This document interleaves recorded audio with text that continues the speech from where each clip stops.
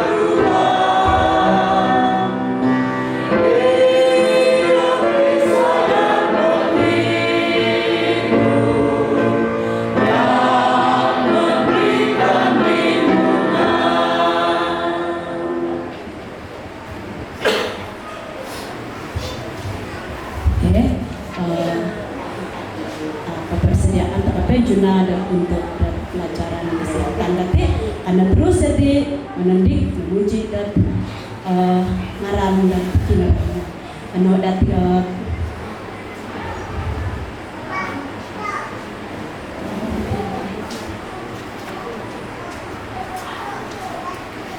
nomor 95, karena surga sudahlah hampir.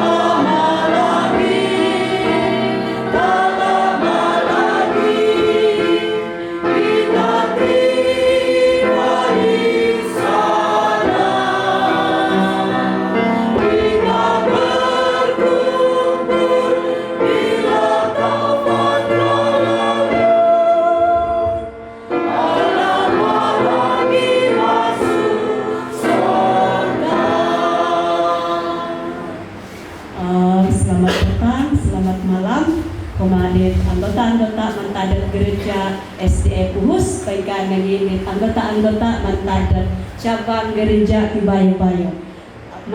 Aino may dati lambay-lambay laman dati untuk delo untuk sesama dati sendiri. Sonong tetuang terima kasih tuh. Sedang dati Baino hari ke-6, malam ke-6 Baino. Taknya tetap setia. Amu pembawa absen hadir penuh. Terima kasih dati sebab di nomor pelajaran Luis Kepio.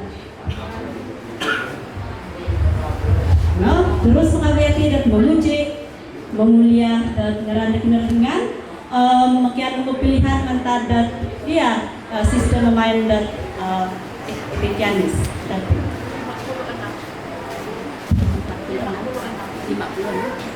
Nomor 56.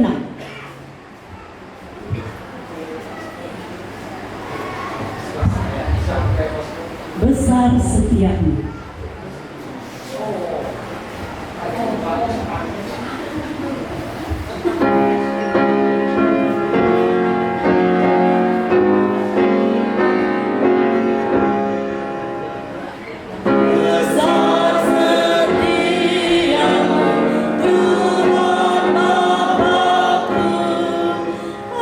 Aku selalu.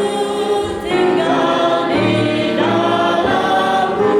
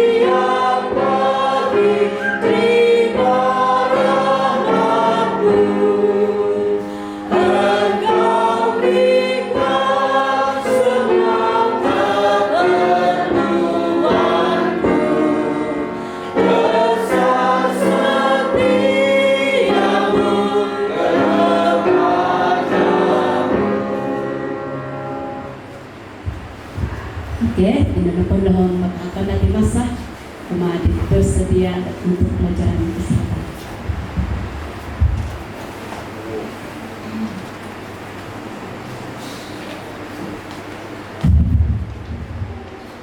Senang sedepon. Shalom. Apa malam itu saya lupa sudah. Shalom alaikum. Harap saya tidak silap Pastor. Alaikum shalom. Saya pertama-tama mengucapkan syukur puji Tuhan untuk berkatnya, dan saya sangat gembira karena saya dapat melihat presiden kita, Presiden Mission Pastor Ferdinand Sawanai, dapat bersama-sama dengan kita malam ini untuk menyampaikan pelajaran. Baik, untuk pelajaran kesehatan agak berhalangan itu yang akan menyampaikan pelajaran, jadi saya mengisi atau mengambil bagiannya untuk melanjutkan, tetapi saya tidak akan sambung dengan New Start oleh karena dia sudah sediakan, biarlah dia sambung nanti besok. Tapi bagaimanapun saya ingin mau mengisi, memang ini bagian dari New Start. Semalam kita belajar mengenai temperance, itu pengendalian diri, dan malam ini saya akan mengisi salah satu akibat langsung yang dialami kalau kita tidak mengikuti itu aturan atau itu temperance. Dan saya ingin bercakap mengenai gout. Ini penyakit gout adalah penyakit yang lumrah. Ini disebut penyakit gaya hidup. Orang bilang, ini saya kena gout karena saya punya datuk gout, bapak gout, jadi ini penyakit turunan. Dalam kajian membuktikan bahwa yang diturunkan bukan goutnya, tetapi yang diturunkan sebenarnya adalah gaya hidup yang selalu kita copy, kita ikut bagaimana gaya hidup orang monohing kita, sehingga kita mengalami masalah yang sama. Jadi kalau kita ada turunan gout atau kalau kita ini turunan darah tinggi, artinya memang itu macam itu senjata sudah masuk peluru, sudah ditarik dia punya, saya tidak tahu apa istilahnya itu, sudah tinggal trigger lagi mau kasih meletup, dan yang membuat dia meletup adalah gaya hidup. Memang jadi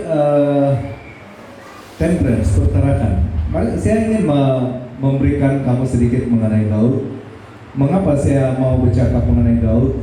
Karena pengalaman. Oleh karena saya menderita gout, jadi saya mencari informasi bagaimana mengatasi gout, dan saya mau share informasi-informasi yang saya dapat pada malam ini untuk beberapa menit ini. Saudara-saudara, kita secara ringkas kita tahu penyakit gout disebabkan oleh uric acid, ya, dan uric acid ini adalah dihasilkan dari protein yang mempunyai purin. Jadi malam ini saya mau ringkaskan apa-apa yang kita boleh buat untuk mencegah gout atau yang sudah menderita untuk menyembuhkan. Oke. Oleh karena gout ini adalah karena uric acid, artinya darah kita penuh dengan uric acid, dan uric acid itu disimpan, tidak dapat dibuang secara sempurna oleh badan kita, dan itu disimpan di sendi tulang dalam bentuk kristal uric acid yang menyebabkan radang sehingga sakit kalau kita bergerak. Dan kenapa dia tidak dapat dibuang? Seperti yang saya katakan, memang dia ada pengaruh dengan turunan, tetapi bukan berarti dia harus terjadi gaya hidup yang akan membuat dia meletup. Jadi apabila seorang turunan gout, artinya dia membawa satu keadaan sistem metabolisme yang tidak sempurna. Dimana kalau saya selalu bandingkan dengan engine besar, exhaust kecil. Jadi memang kerusakan. Dia punya pembuangan racun tidak cukup. Begitu juga dengan yang ada masalah gout ini. Orang lain makan apa saja tidak pandai gout, tapi kita makan sedikit saja ini terus itu triangle dia terus ada gout. Jadi oleh karena ini adalah masalah uric acid, kita punya badan ini banyak kotor dengan uric acid. Jadi langkah pertama adalah kita konsum sesuatu yang akan membuang uric acid dan juga mengurangi memakan sesuatu yang menyebabkan uric acid. Dari semua itu, untuk proses pembersihan uric acid ini, saya selalu di dalam ceramah atau di dalam saya memberikan nasihat ini, yang pertama, hukum yang pertama dan terutama adalah air. Orang yang ada gout, dia harus habiskan air 3 liter. Orang katakan minum banyak. Banyak sedikit adalah relatif. Mesti kita kalau minum banyak jangan minum bukan 1 drum atau 1 galon 1 kali. Minum cukup, yaitu 3 liter.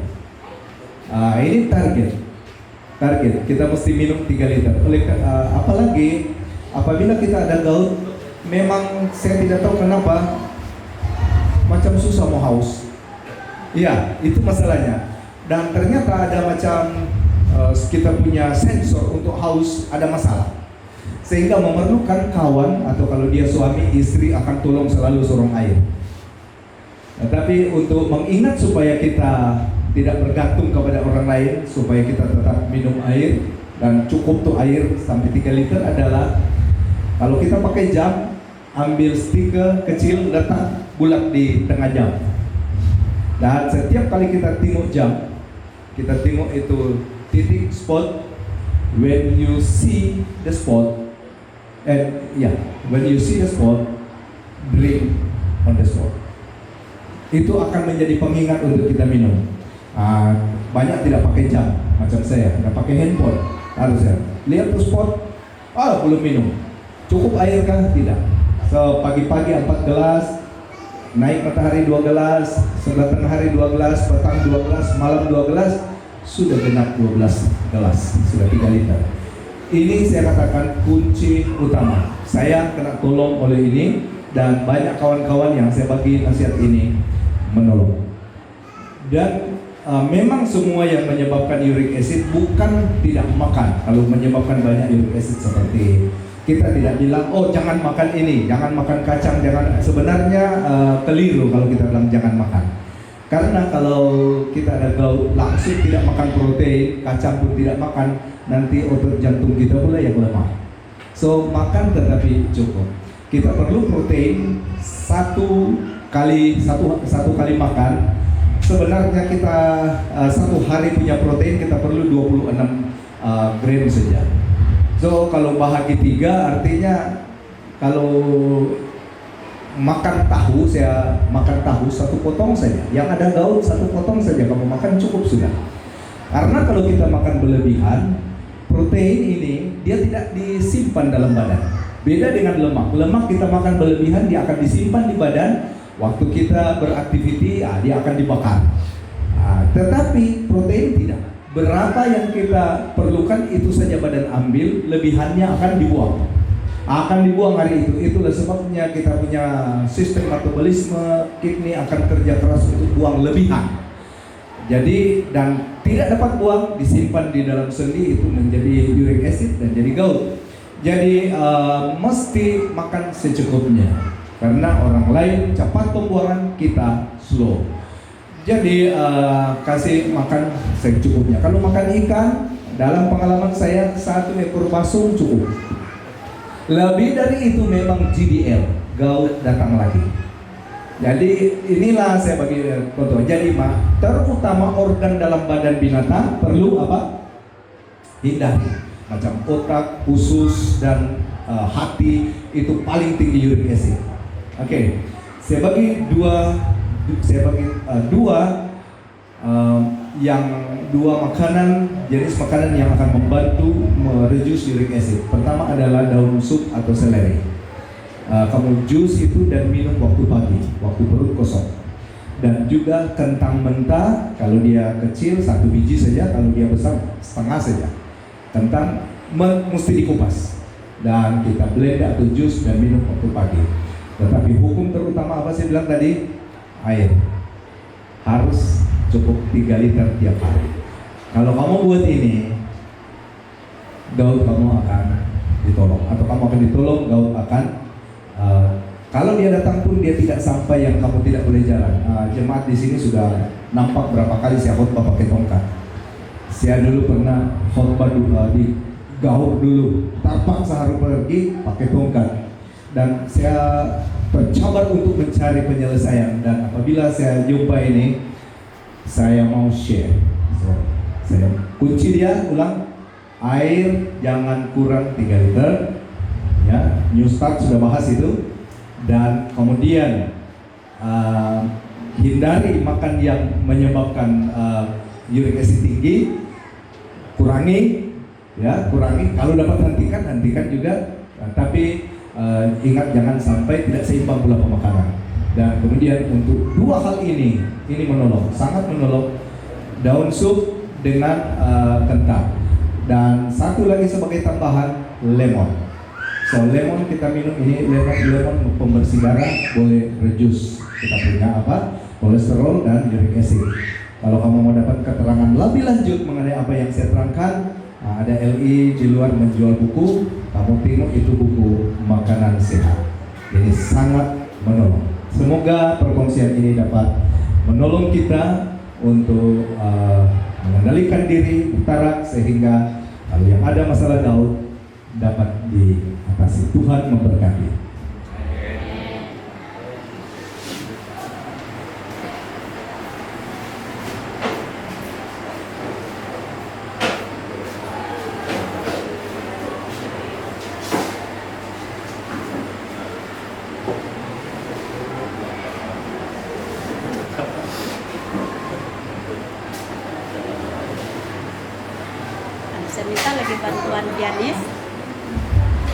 Saya minta lagi bantuan pianis. Terima kasih Elder Daldi sudah mengongsikan kita pelajaran kesehatan sebentar tadi. Dan untuk persediaan para petugas, mari kita nyanyi satu lagu. 145, bawalah yang hilang.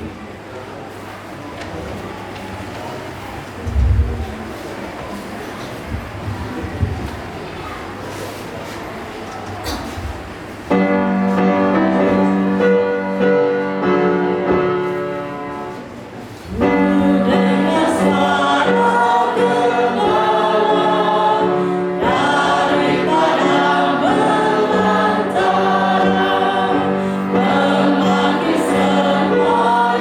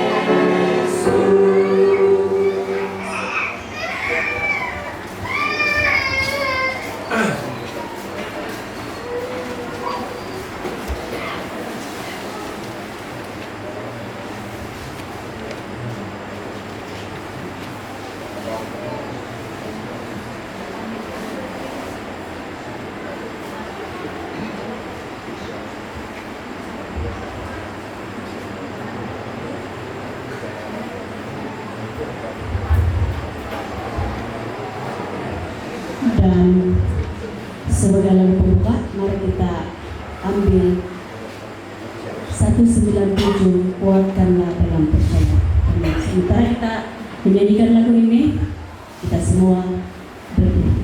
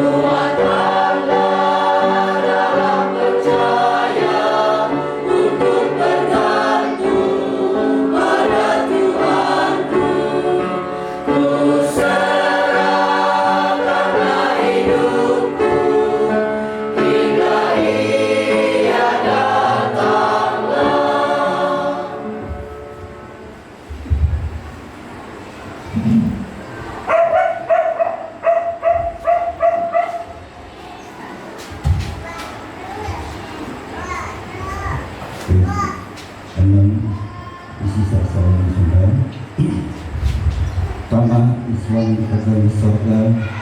Terima kasih dikulisi penciptaan kebenarannya. Bisa membuat sudah politik berkata hari kita sembilan. Mereka kita mau diterima ini dan aman hamba semua khususnya dari pastor hari ini. Dia ada sebelum dia dulu pun campur dengan manusia teman. Aisyah di peperangan kawan-kawan kesempatan kasih lahir bisa untuk Aisyah di berkat tadi perimanmu menghawan untuk suami kasih lahir. Nah ini dari Allah yang saya kembali lagi ini sebagai kekuatan kalau di sini cepat lahir semua dan semua pengumpulan. Terima kasih Hina menyertai kesalahan dengan bukti tentang kementerian kesalahan jika aku berkuasa di provinsi ini sentiasa saya harap di setiap pasien hari bisa mendapat kemauan hari na akan ko tanya ko no na nilhay man sa isang makasyon hay ang tawag nito itin na isa awan hay dapat nito pagir kung sa mga dito. Terima kasih kama tumano bakat kesehatan ng pastor hay bisa untuk menupahi nasadya untuk sudah peneliti na bila daw pulang busog na sesuai dengan yang malaikat harus saya sauri itu yang mengundang kamu ke pembawaan salah dari sesuai peneliti. Terima kasih teman harus informasi luar mampu pasal hati suami Tuhan Yesus Yesus juga Tuhan Yesus Tuhan segala. Amin.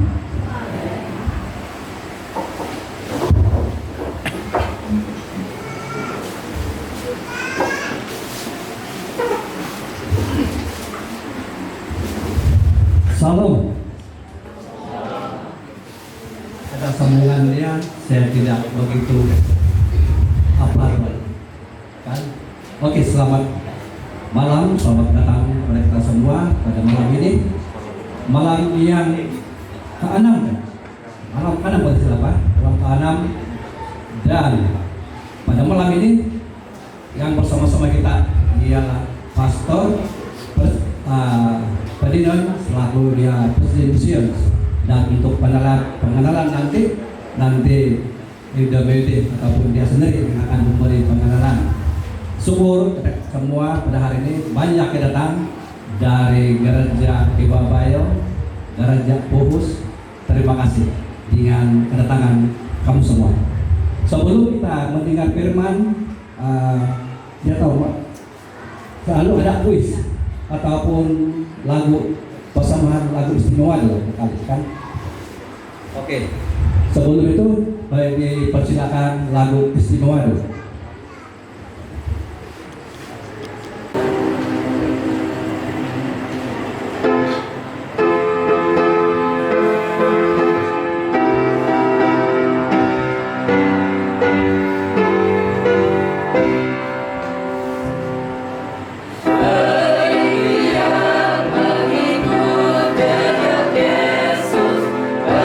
Berikhtiar menurut padamu.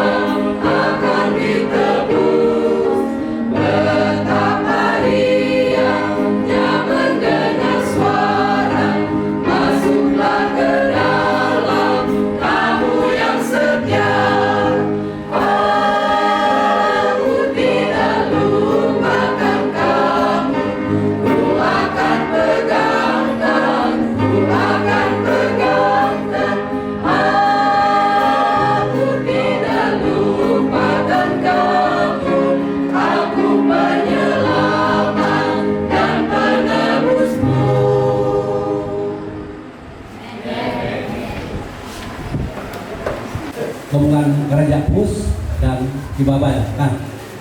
Kalau Kibabaya saya dapat ada juga Gereja Pus, jadi gabungan nampak gabungan. Oke. Kita umpuk, ya oke kita tiga gereja ya. Terima kasih. Jadi gabungan tiga gereja, cabang Kibabayo, Gereja Pus dan Gereja Kita Umpuk. Puji Tuhan. Dan untuk seterusnya kuis yang akan disampaikan oleh Eden. Ya, terus nanti akan memperkenalkan penceramah atau pengkhotbah kita. Dan kuis yang pertanyaan yang pertama berkaitan pelajaran semalam. Minta maaf yang tidak hadir semalam, kamu boleh try lah, mana tahu karena. Pertanyaan pertama, ada 3 poin utama dalam pelajaran oleh Pastor Kusani semalam. Dan salah satu adalah meletakkan Tuhan di tengah rumah. Benar atau salah?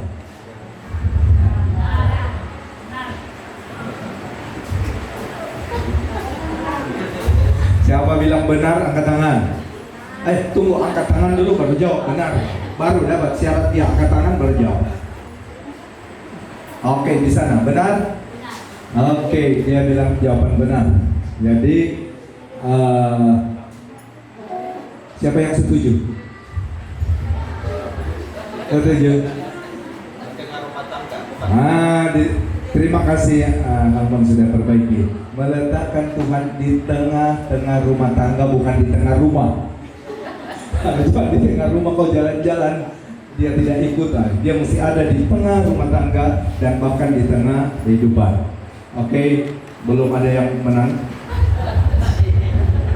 Susah pula kan kalau benar salah saja. Pertanyaan kedua, sebutkan salah satu dari poin yang selain itu meletakkan Tuhan di tengah-tengah rumah tangga. Apa lagi? Ada 2 poin. Salah satu saja. Ini duluan angkat tangan. Dasari keluarga dengan kasih agape. Oke, datang ambil dulu kau punya tiket. Ini adalah tiket untuk masuk ke pusingan akhir. Hadiahnya besar. Jadi saya perlu terangkan bahwa yang tidak dapat tiket pun kamu boleh menjawab nanti di dalam pusingan akhir, tapi hadiahnya berbeda lah, kan? Oke. Jadi jangan susah, ada peluang juga. Pertanyaan terakhir untuk malam ini.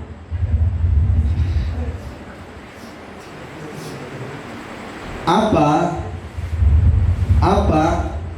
Oh, saya ganti. Bucung sudah surat itu pula. Yang lain. Siapa yang menjadi kepala rumah tangga? Oke, siapa ya? Ya, siapa? Joy. Oke, Tuhan adalah sebenarnya kepala rumah tangga yang sesungguhnya adalah Tuhan. Terima kasih. Hampir sama dengan pertanyaan pertama.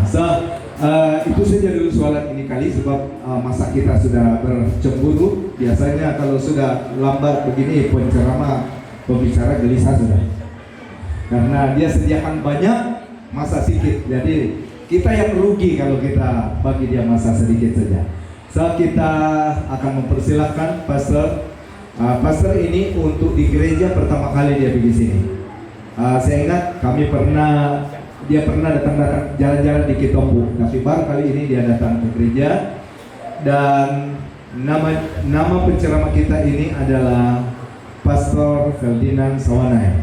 Saya mempunyai banyak pengalaman dengan dia, tetapi yang saya teringat pengalaman kami adalah pada waktu anak samaan tali pinggang. Saya waktu itu hari Rabu datang dari Tamparuli. Ada yang polis tahan. Dia bilang, kenapa tidak pakai tali pinggang? Saya bilang, Tuan, saya belum pernah nampak Land Rover ada tali pinggang. Dia pusing-pusing begini, terus dia tunjuk, ini lubang apa? Untuk apa ini lubang ini tempat skru ini?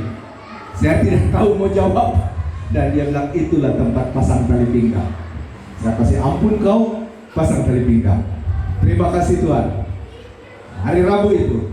Hari Jumat saya dengan Pastor Ferdinand mau ke Bak Kudat. Saya ingat Pastor hari perkemahan ya, perkemahan Pathfinder. Jadi Pastor kami dua dengan Land Rover Kudurung kami itu mau pergi Bak Kudat. Tapi saya ingat polis sudah kasih warning pasang tali pinggang. Jadi kami tidak terus ke Kudat, kami pergi ke Inanam untuk pergi beli tali pinggang. Sampai di Telipuk begini, polis yang sama. Nah, saya relax saja karena saya cakap saja mau beli. Bila saya cakap beli tali pinggang, dia bilang kenapa kau limpas juga, dia tulis saja berbagai alasan minta maaf, dia tulis saja dan dia sama. Kami terus beli tali pinggang, harga dia Rp50. Ingat, Pastor masih ingat itu. Kami terus hingga bayar saman di tuaran saman dia Rp80. Penurutan lebih murah daripada pelanggaran. Saudara-saudara, itulah pengalaman saya dengan Pastor Ferdinand, dan sekarang dia sudah menjadi Presiden Mission, dan dia adalah seorang yang ketamatan dari EAU, master dia juga dari nanti mungkin saya kurang seharusnya yang memperkenalkan dia adalah pastor daerah, tetapi pastor daerah kita ada mengurus kedukaan. Maksudnya Pastor Sarium, dan pastor daerah kita, pastor muda baru message sama saya, dia bilang minta maaf kalau saya dapat pergi pun melambat karena saya ada pergi melawat mengurus orang yang sakit di hospital. So nanti saya akan datang tapi mungkin agak lambat.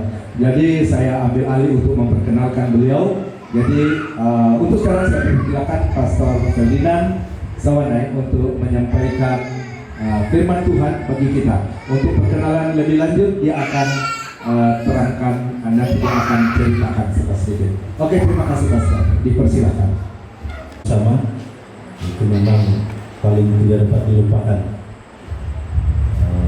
Dan terima kasih atas kesempatan ini untuk bersama-sama dalam KKR. Saya melihat, saya dipahamkan ada beberapa gabungan ya. Ada beberapa buah jemaat yang datang hadir. Terima kasih atas kehadiran semua. Jadi kami para pastor ini sangat bersemangat apabila gereja penuh, ada lagi di luar sana. Sebab inilah pekerjaan pastor. Dia mau melayani seramai yang boleh. Semakin ramai yang dia boleh layani, semakin bersemangat.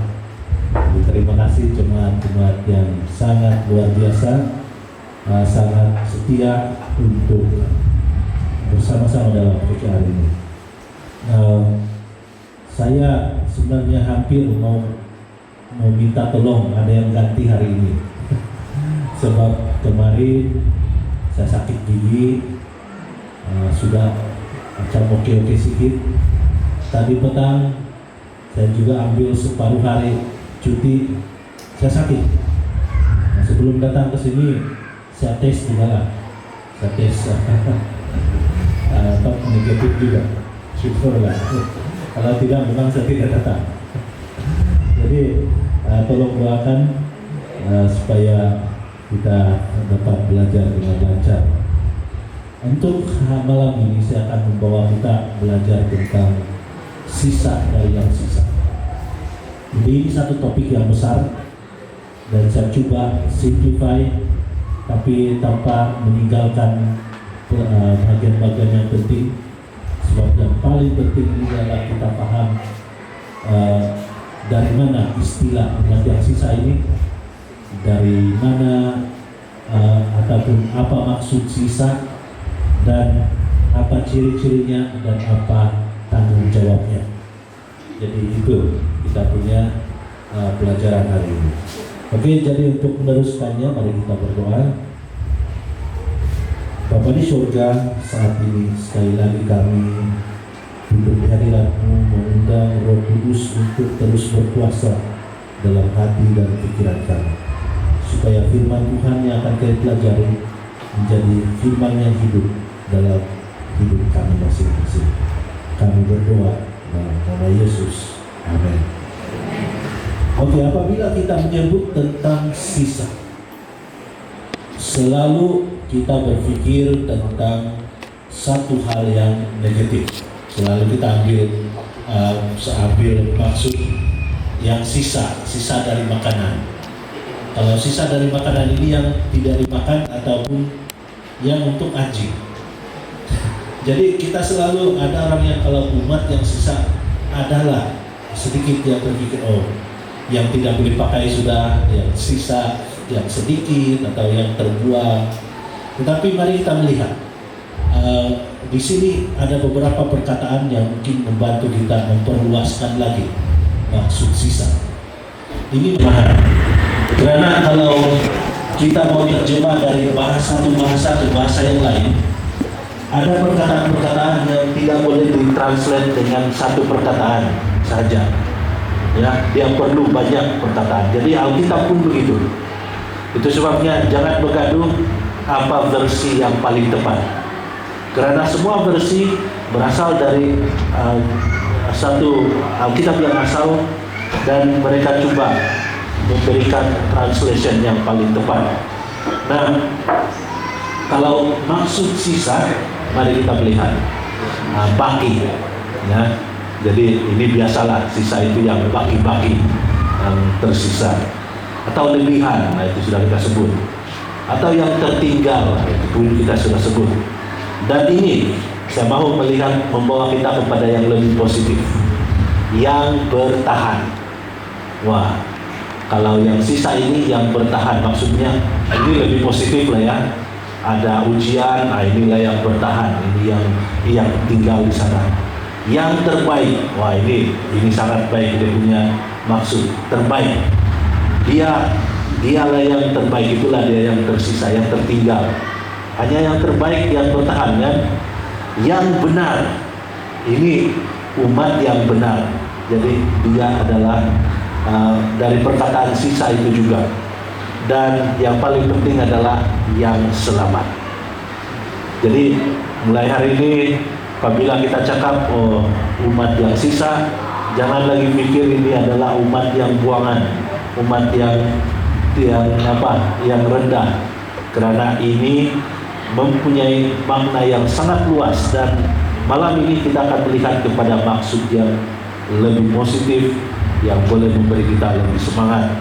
Jadi mari kita melihat kepada ayat. Nah, ini dalam dua terjemahan ya, dua versi. Yang pertama dalam ini Wahyu 12 ayat 17. Yang pertama itu adalah dari Indonesian Modern Bible. Jadi semua dari Indonesia. Yang kedua itu ini yang biasa kita pakai, Indonesian terjemahan baru. Nah, dikatakan kemudian naga itu menjadi marah kepada wanita itu, dan ia pergi untuk mengadakan peperangan terhadap keturunan yang tersisa. Nah, saya ambil ini karena dia menggunakan perkataan tersisa.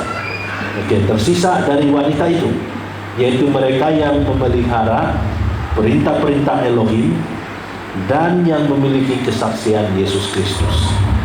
Jadi yang kedua itu biasa kita baca.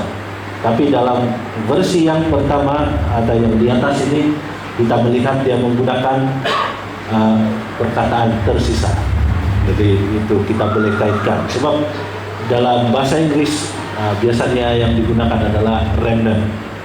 So ini kalau remnant maksudnya juga boleh diterjemahkan dengan lebih luas. Jadi kita kembali kepada terjemahan baru lah ya. Apabila kita melihat ini, ada beberapa perkara yang perlu kita ingat supaya ini membantu kita belajar firman Tuhan, terutamanya pembuatan. Jadi saya percaya hal-hal yang simpel ini sudah melekat dalam pikiran kita. Jadi kalau kita sebut naga dalam Alkitab, ini selalu merujuk kepada iblis atau setan, ya.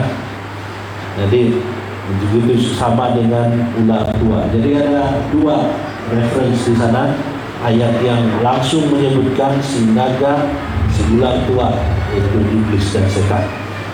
Jadi kalau perempuan atau wanita, dia merujuk kepada jemaat atau gereja. Dan ada dua jenis, ada yang baik, ada yang tidak baik, perempuan yang tidak baik, atau ya Alkitab gunakan perkataan yang sangat keras, katakan perempuan sundal.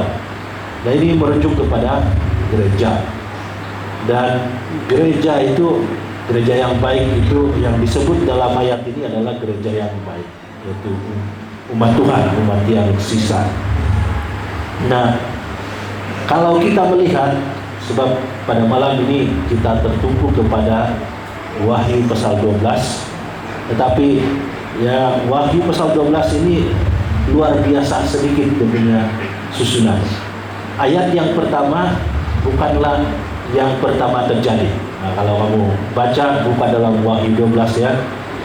Sebab kalau kita lihat di cerita, mungkin peristiwa yang pertama terjadi adalah peperangan di surga. Itu ada dalam ayat 7 sampai 9. Perang di surga, naga dikalahkan dan dia dibuang ke bumi. Itu bahasa yang digunakan. Dan kemudian ada kemenangan Yesus Kristus, anak domba Allah ini, langsung kemenangan di surga, juga kemenangan di bumi. Ya, anak domba Allah selalu merujuk kepada Yesus sebagai juru selamat ya.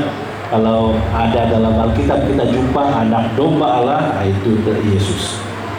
Ya, jadi dalam ayat 1 sampai 6 kita akan membaca tentang kelahiran juru selamat, dan kemudian ada ancaman.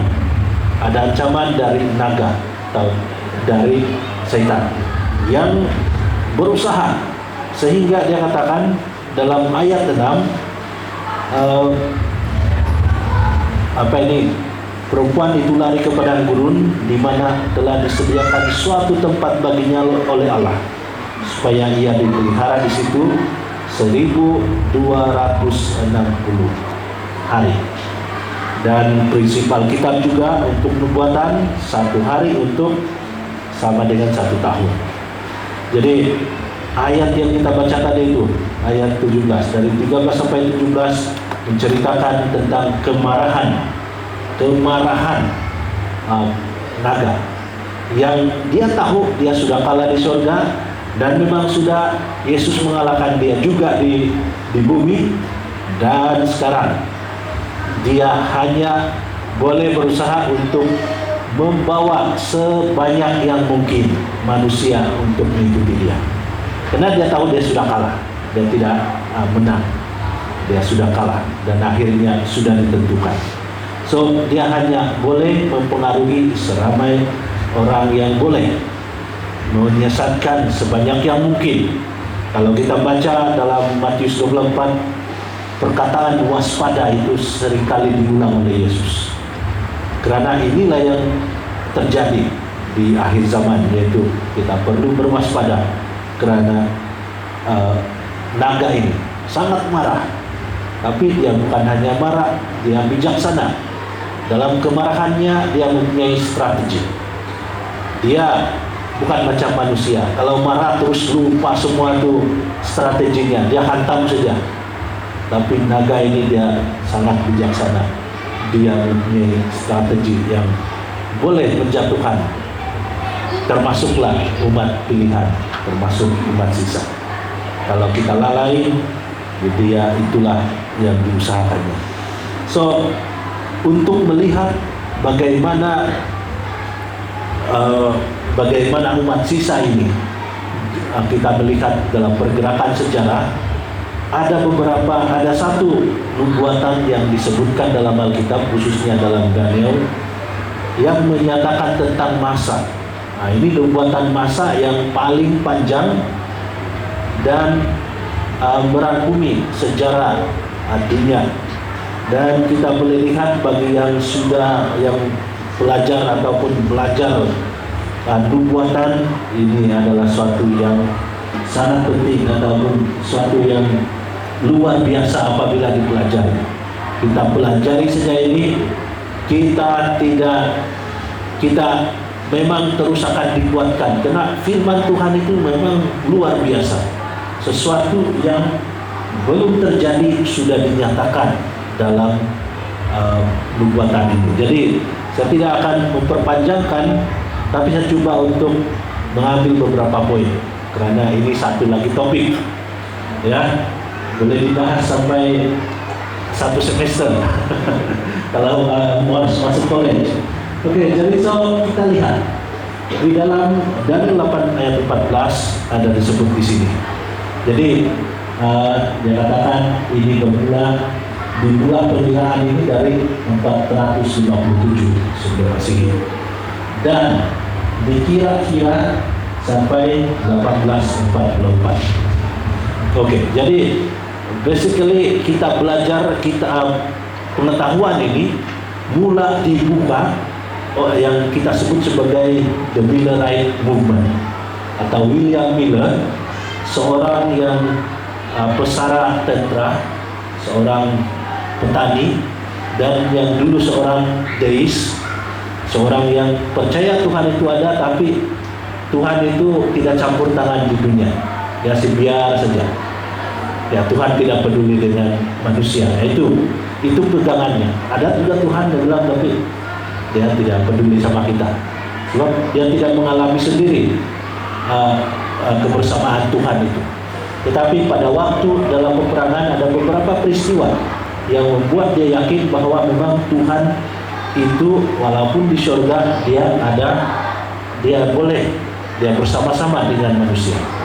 Jadi pendekar cerita, ketika dia mula mempelajari Alkitab, dia mula dengan membaca dari Kejadian sampai Wahyu 2 tahun.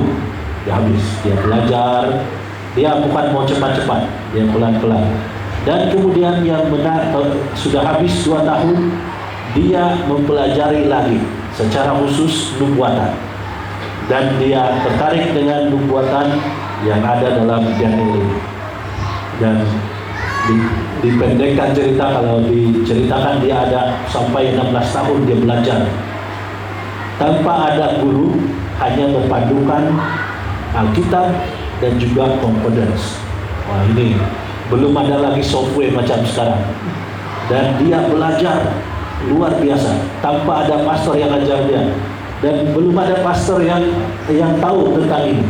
Dia belajar dan dia datang kepada satu conclusion atau satu kesimpulan bahwa Daniel 8 ayat 14 yang menyatakan di penghujung 2300 tahun itu adalah kedatangan Yesus. Yesus akan datang ke dunia untuk kedua kalinya. Jadi ini permulaannya. Ada ajaran yang menyatakan bahwa Yesus akan datang kedua kali dan akan menamatkan, atau itulah penghujung dunia ini. So ini yang terjadi, dan tadi disebut dalam Wahyu 12 ayat 6 tentang 1260 tahun. Semua itu terkandung dalam nubuatan 2300 tahun ini. So ini adalah satu nubuatan yang begitu hebat. Siapa yang boleh beritahu apa yang terjadi dalam 2300 tahun? Tidak ada manusia yang boleh, dan boleh tulis dalam buku. Ada khususnya sama saja, walaupun simbol-simbolnya berbeza, tapi Daniel dan Wahyu saling berkaitan luar biasa. Ini sama-sama menyokong. Jadi ini adalah topik yang sangat luas, dan apa yang kita mau tahu malam ini adalah nubuatan itu memang tepat seperti yang dinubuatkan. Dan apa kaitannya dengan umat sisa? Ya, di dalam nubuatan ini kita melihat bahwa sebelum sekitar 1830-an, ketika William Miller sebenarnya dia tidak mau berkhotbah, sebab dia bukan seorang pengkhotbah, tetapi kebenaran yang dia tahu dari Alkitab ini tidak dapat disembunyikan. Tapi dia masih berdalih. Dia katakan, Tuhan, siapalah saya? kecuali kalau tiba-tiba ada orang yang panggil saya untuk berkhotbah. Dia tidak pernah cerita ini dengan siapa-siapa, dia punya penemuan. Ketika dia ucapkan amin, datang seorang mengatakan, "Uncle, pengkhotbah atau pastor tidak dapat datang hari Ahad ini." Waktu itu belum ada Seventh Adventist punya gereja. Jadi hari Ahad ini tiada pengkhotbah. Jadi kami minta kamu untuk berkhotbah. Jadi dia langsung tiada lagi alasannya, dan dia terima. Apabila dia berkhotbah, dia tidak pernah diajar bagaimana berkhotbah, tetapi dia mempunyai kebenaran yang dia tahu dari pembelajarannya belasan tahun itu. Dan apabila dia kongsikan penemuannya, anggota gereja begitu terbuka mata dan melihat, wah, Alkitab ini memang luar biasa. Dan mereka katakan, ajar lagi, dan sampai bila ini menjadi terkenal, ramai yang mendengar, sehingga dia punya kumpulan umum bukan hanya malam saja, di pagi, tengah hari, petang, dan malam ada saja pertemuan. Nah, pada mulanya dia mempelajari, dia mendapati bahwa sekitar musim kedatangan Yesus itu akhir daripada 2300 tahun itu adalah pada 1843. Ya, tapi setelah ada teologian yang lain sama-sama belajar benda ini, mereka katakan, oh, ada kesilapan. Sebab kamu tidak kira tahun kosong. Ya, kosong itu pun ya itu di sini kan, di kosong di antara tahun Masehi dengan sebelum Masehi dengan Masehi itu ada kosong. Itu pun 1 tahun. Oh, jadi mereka katakan kali ini pastilah, pengiraan yang pasti 1844, 22 Oktober. Ini yakin sudah mereka khotbahkan.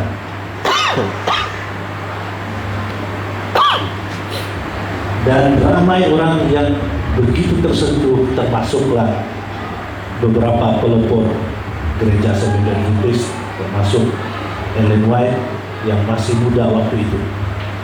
Dan ramai mereka yang karena disiplin dari gereja masing-masing. Jadi mula sudah kita boleh lihat inilah yang sisa. Mereka mula belajar dan menunggu Yesus pada 22 Oktober 1844. Namun kita tahu bahwa apa yang terjadi, Yesus tidak datang. Ada yang cakap 22 Oktober itu adalah hari kekecewaan yang besar. Sebenarnya kekecewaan itu terjadi 23. Sebab 22 itu dia excited, menunggu. Setelah matahari terbenam, Yesus tidak datang. Mungkin mereka katakan ini macamnya perumpamaan, panggilan tengah malam. Dan sampai jam 12 malam berlalu, hari itu tiada juga. Maka mereka sangat kecewa, sangat kecewa. Dan inilah persoalan apa sebenarnya yang terjadi pada waktu itu. Secara umumnya ada 3 perkara. Yang pertama, kiraan mereka itu, pembelajaran Alkitab itu tarikhnya betul, tapi peristiwa yang diramalkan itu, yang ditafsirkan itu salah. Maksudnya bukan kedatangan Yesus, tapi mungkin sesuatu yang lain. Nah, ini yang pertama ya. Yang kedua adalah peristiwanya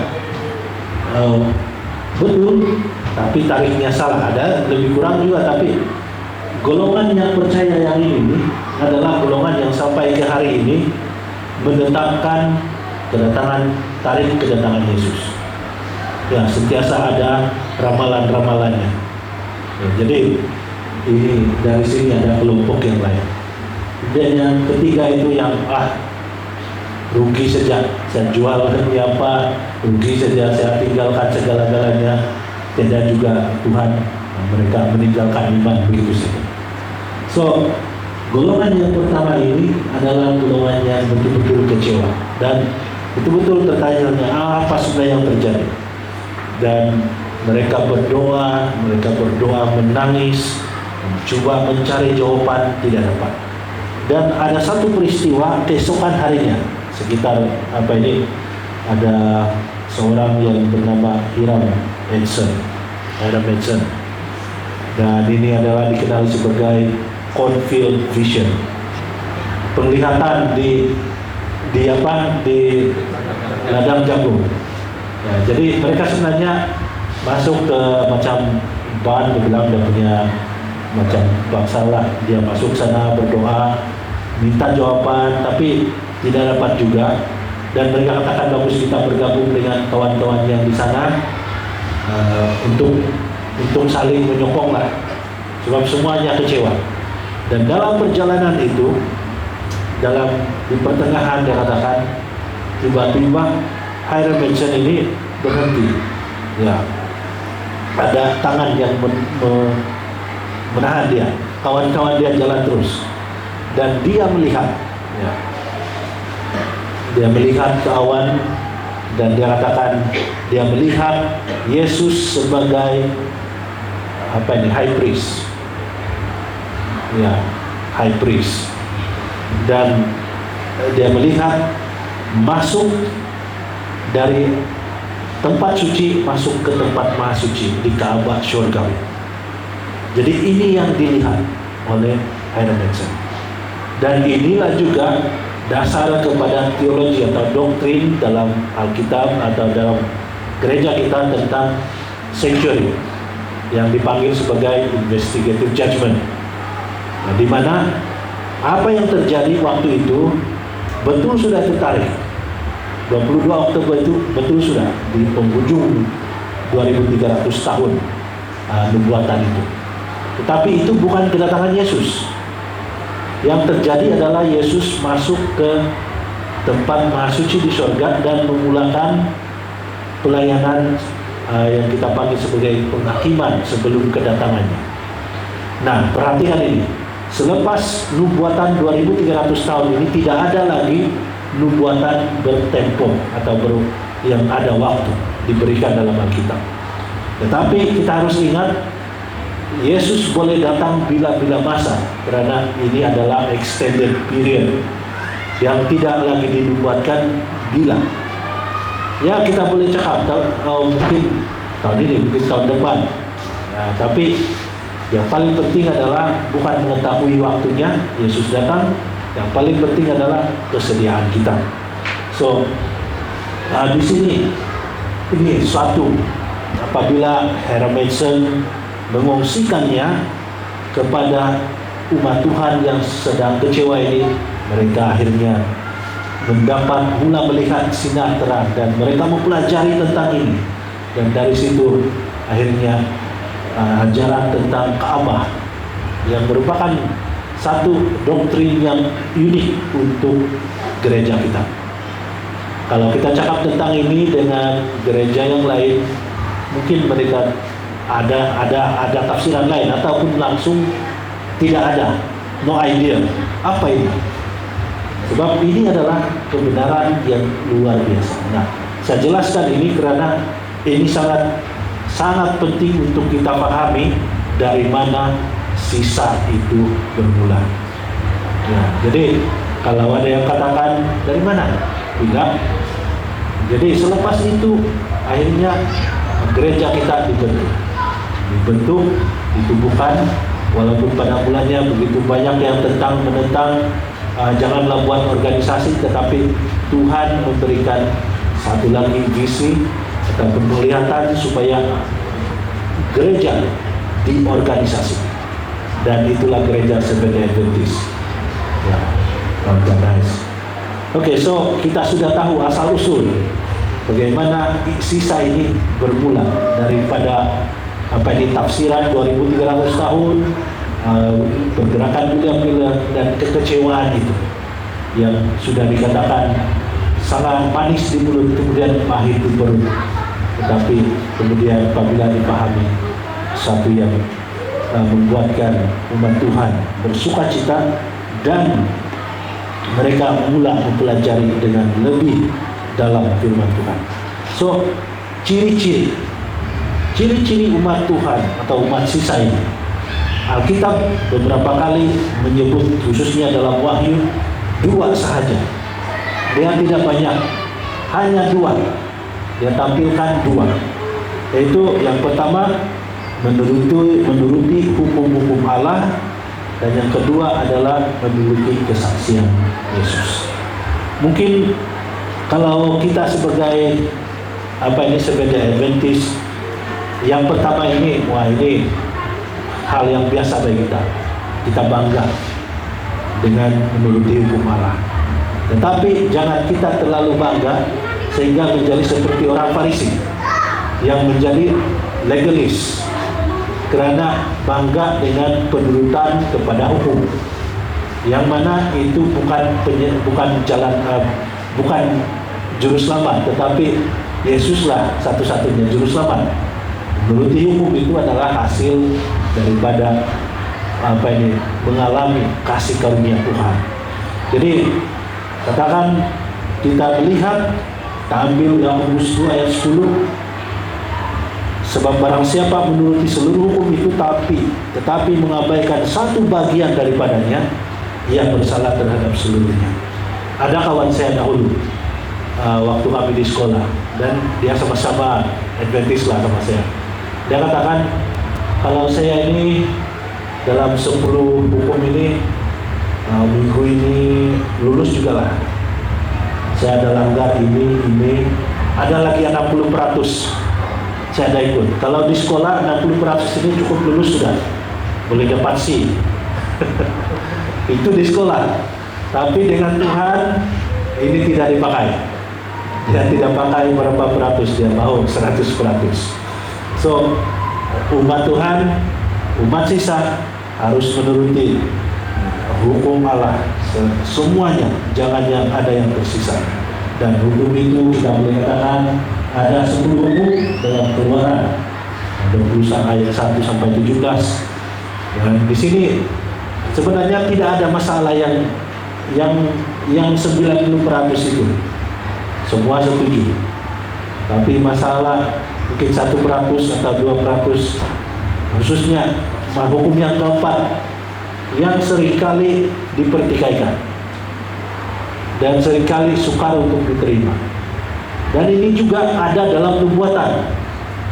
Ya, kalau kita belajar tentang nubuatan tanduk kecil yang coba mengubah waktu, hukum dan waktu, ya itu lain topik lagi. Tapi kita melihat ada di dalam Alkitab. Kenapa hukum yang keempat ini dijadikan sebagai sesuatu yang lain-lain itu diterima dengan baik, tapi hukum tentang Sabat hari ke-7 kenapa dipertikaikan, malahan diubah, malahan ditiadakan? Nah, ini yang harus dipikirkan kalau yang tidak percaya dengan dengan hukum yang keempat, hukum hari Sabat. Jadi kita harus juga ingat bahwa hukum itu adalah tentang kasih. Ini adalah tentang mengasihi Tuhan dengan segenap hati kita. Dari hukum yang 1, 2, 3, dan 4. Ini semua tentang bagaimana Tuhan mau kita mengasihi Dia. Nah, jadi hanya dengan mengasihi Tuhan sepenuh hati, kita boleh mengamalkan atau menuruti semuanya ini dengan sepenuhnya.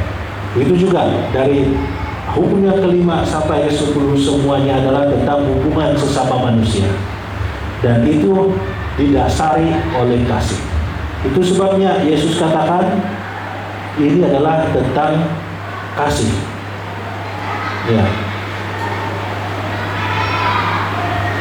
Ya, kalau yang kedua, ciri-ciri yang kedua, memiliki kesaksian Yesus. Dan memiliki kesaksian Yesus ini mungkin kita bertanya-tanya, apa itu kesaksian Yesus? Nah, ada di dalam Wahyu 19 ayat 10, apabila Rasul Yohanes dia tersungkur dan malaikat mengatakan kepadanya, janganlah berbuat demikian, aku adalah hamba sama dengan engkau dan saudara-saudaramu yang memiliki kesaksian Yesus. Sembahlah Allah, karena kesaksian Yesus itu apa? Adalah roh nubuat, adalah firman Tuhan. Maksudnya kita dalam waktu kita belajar dari Martin Luther mewarisi satu prinsip yang dipanggil sebagai sola scriptura ataupun the Bible and the Bible alone, hanya Alkitab. Alkitab mentafsir dirinya sendiri. Jadi kita belajar dari Alkitab dan kita juga sangat diberkati karena sudah terbukti bahwa tulisan-tulisan roh nubuat, tulisan-tulisan Ellen White adalah tulisan-tulisan yang diilhami. Nah, banyak yang sudah terbukti, ya. Mungkin salah satunya tentang saya membaca di dalam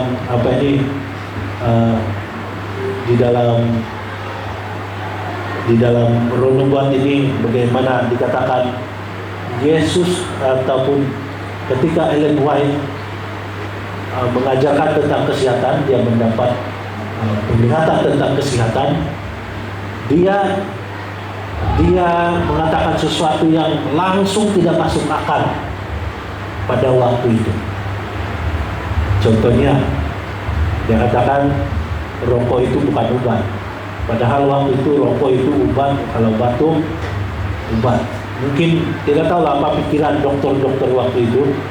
Tapi kalau batuk-batuk, kasih asap rokok. Mungkin dia pikir yang macam nyamuk lah, kalau nyamuk pakai asap. Saya tidak tahu lah macam mana. Tetapi kalau zaman sekarang kita cakap itu obat, orang yang tidak tahu apa-apa pun dia tahu juga itu salah. Tetapi waktu zaman Ellen White ini adalah kebenaran, dia bilang. Itu adalah amalan.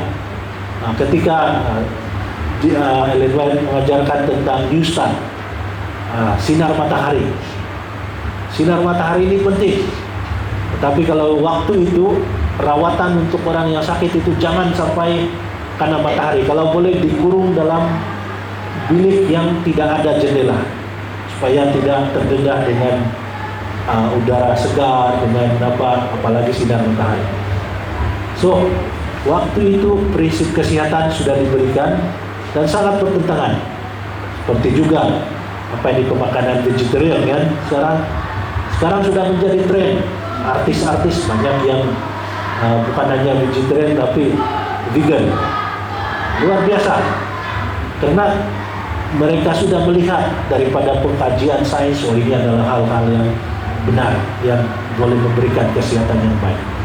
Tapi semuanya ini sudah diberikan kepada gereja kita melalui Ellen White. Nah, itu sebabnya kita boleh percaya banyak hal-hal yang diajarkan dalam roh nubuat, buku-buku tulisannya yang ditemukan benar. Jadi kita sudah mengujinya dan ini benar. So, ini sangat unik kepada gereja kita. Gereja lain tidak akan terima itu. So, sekali lagi gereja Seventh-day Adventist, kalau kita lihat tadi dari segi nubuatan, kewujudannya itu memang tepat pada waktunya, dan dari segi ciri-ciri yang disebutkan oleh Alkitab, memang dua saja ini cukup syarat gereja kita, tiada keraguan. Ya, jadi kita juga mempunyai tanggung jawab, bukan hanya memahami bahwa kita adalah umat yang sisa, tidak perlu buat apa-apa. Jadi saya hanya akan sentuh sedikit, tapi ada dua perkara yang penting harus dilakukan oleh umat Tuhan. Yang pertama, kata Yesus adalah kamu adalah garam dunia. Garam dunia. Dan yang kedua, kamu adalah terang dunia. Ini adalah perumpamaan yang digunakan oleh Yesus sendiri. Sudah menjadi, kalau kita ini sebagai garam, ini ada dalam Matius 5 ayat 13 sampai 16. Kalau kita ini garam, maksudnya kita memberikan rasa yang baik, manfaat kepada orang-orang yang ada connection dengan kita, yang dekat dengan kita, yang kita temui setiap hari. Mereka mengalami kita punya pergaulan yang baik.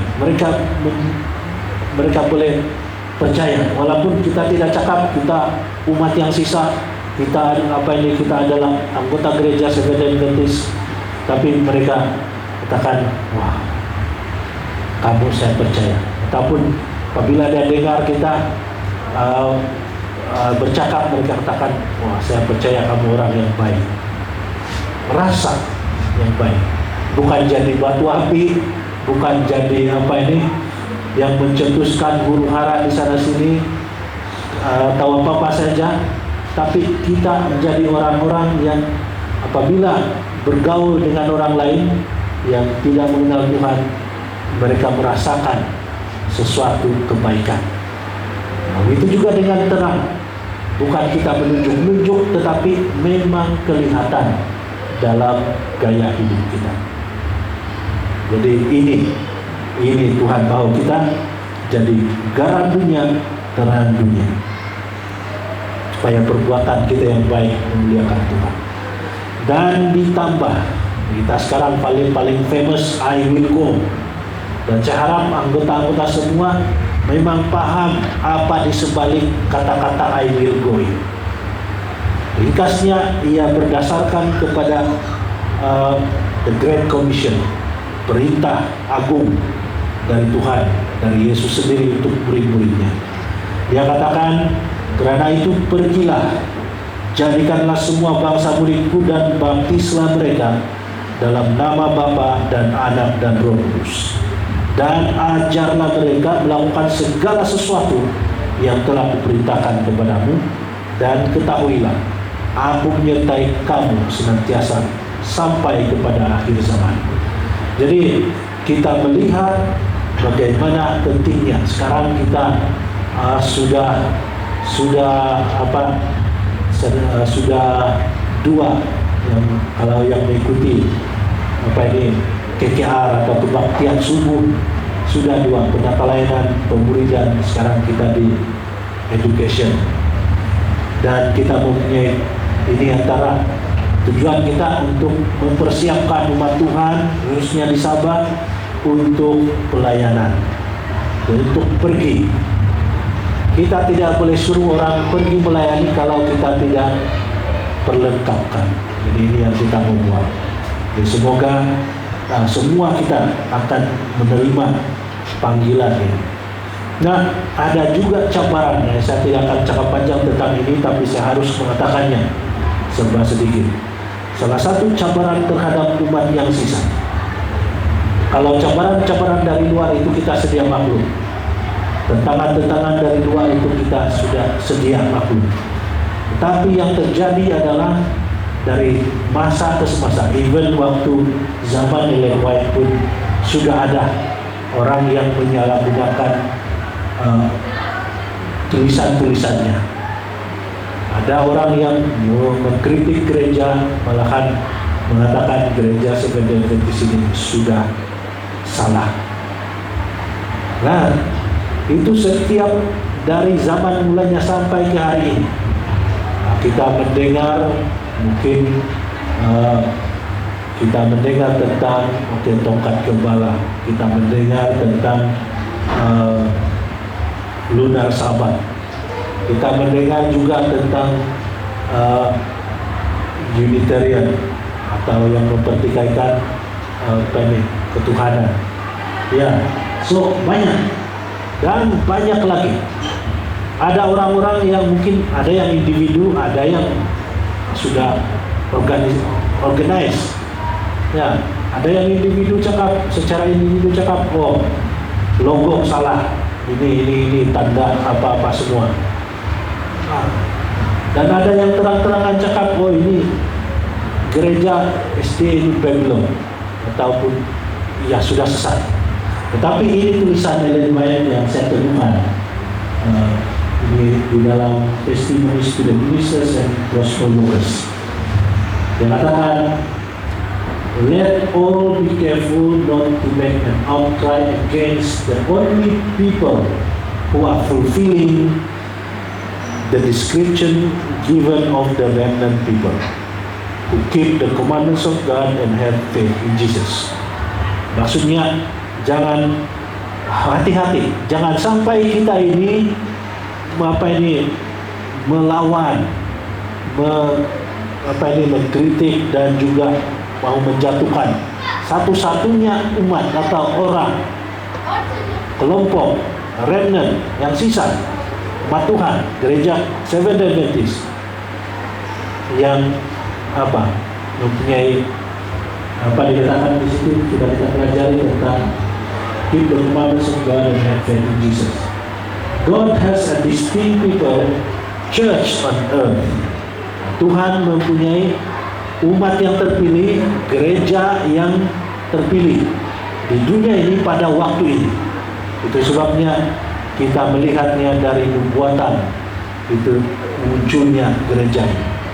Dia katakan second to none but superior to all in their facilities to teach the truth, to vindicate the law of God.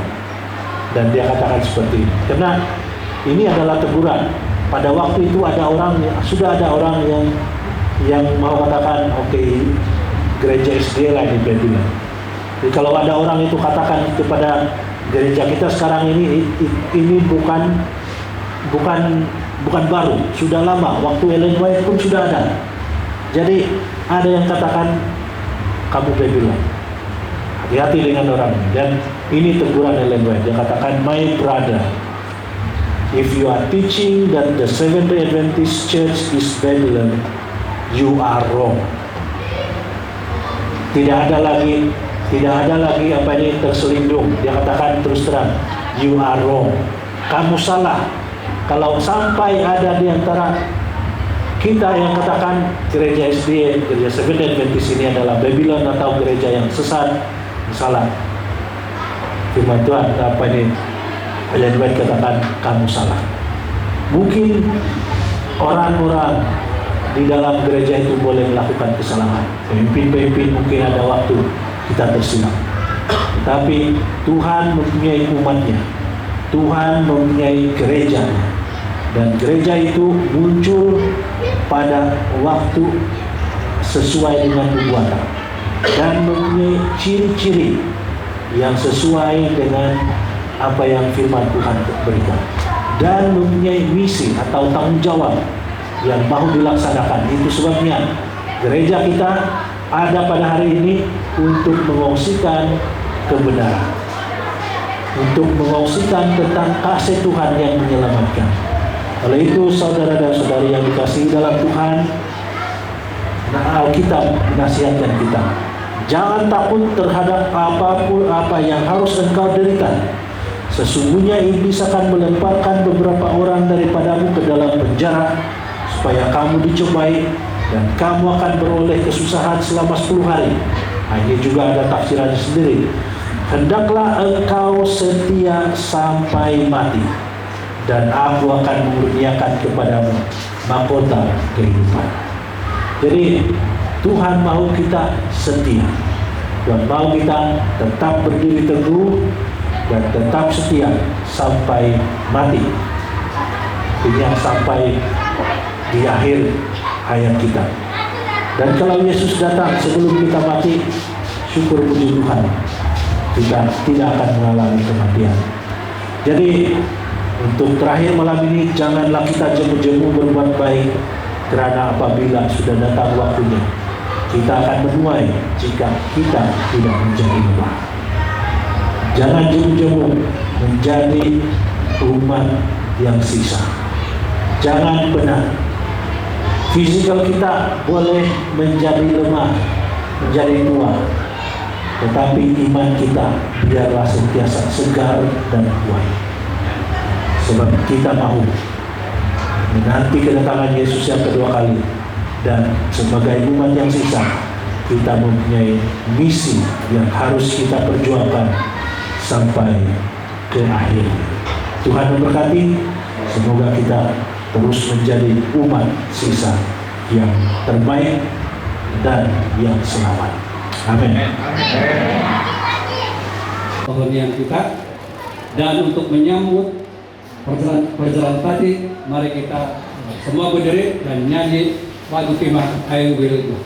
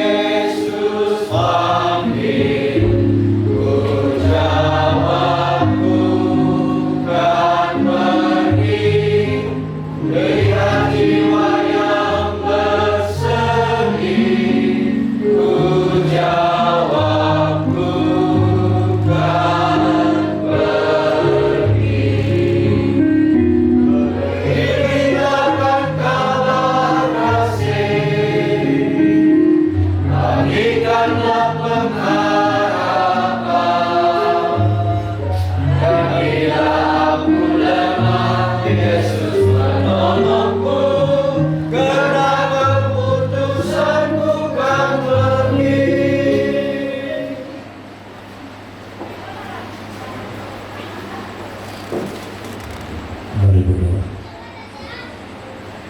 Ya Tuhan, Allah Bapa kami yang bertakhta di kerajaan surga, terima kasih Tuhan, kerana sekali lagi Engkau mengingatkan kami betapa indahnya firman-Mu dan rencana, betapa luar biasanya kasih Tuhan.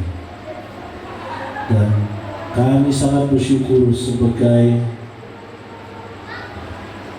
umat Tuhan yang diberi kesempatan untuk mendengar firman Tuhan dan diberikan tanggung jawab untuk mengosikan firman Tuhan, kasih Tuhan kepada orang di sekitar kami. Ya Tuhan, kami mengerti bahwa umat yang sisa bukanlah orang-orang yang terbuang maupun yang tidak dipakai, melainkan umat yang sisa adalah kelompok yang Tuhan sendiri telah panggil, umat Tuhan yang telah meninggalkan dunia ini dan hidup hanya untuk Tuhan. Dan kami mahu benar-benar mengalami kuasa Tuhan dalam kehidupan kami, supaya kami menjadi garam dan juga terang yang memberi kesaksian kepada siapapun yang mengenal kami ataupun yang melihat kami.